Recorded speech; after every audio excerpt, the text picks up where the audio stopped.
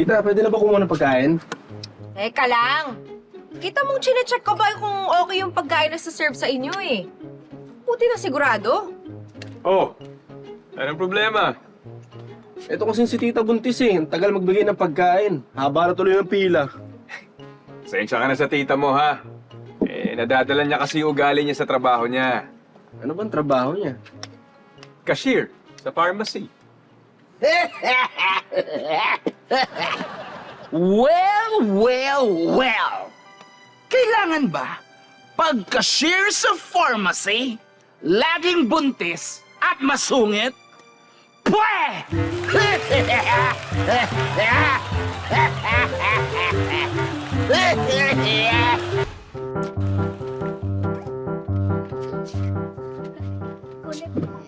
Bata, excuse me. Ay, sorry po.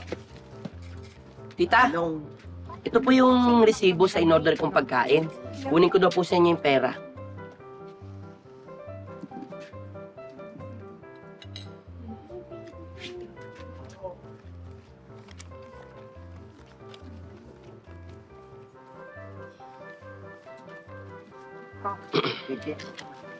Talaga.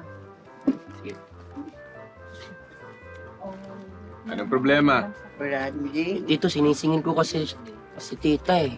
Ulit-ulit yung pagbibilang. Ang tagal. Sensya ka na sa tita mo, ha? Teller kasi sa bangko yan, kaya parang laging duda. Kailangan ba talaga pag teller sa bangko, paulit-ulit magbilang? May manual na, may machine pa, kaya tumatagal eh. Pwe! Time is money!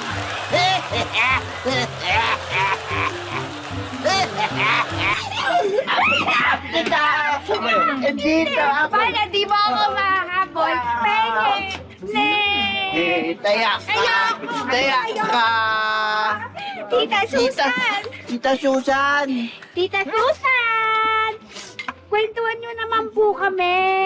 Tita Susan! Ano ba? Mamaya na yung kwento-kwento na yan, ha? O, tingnan nyo, kumakain ako, do.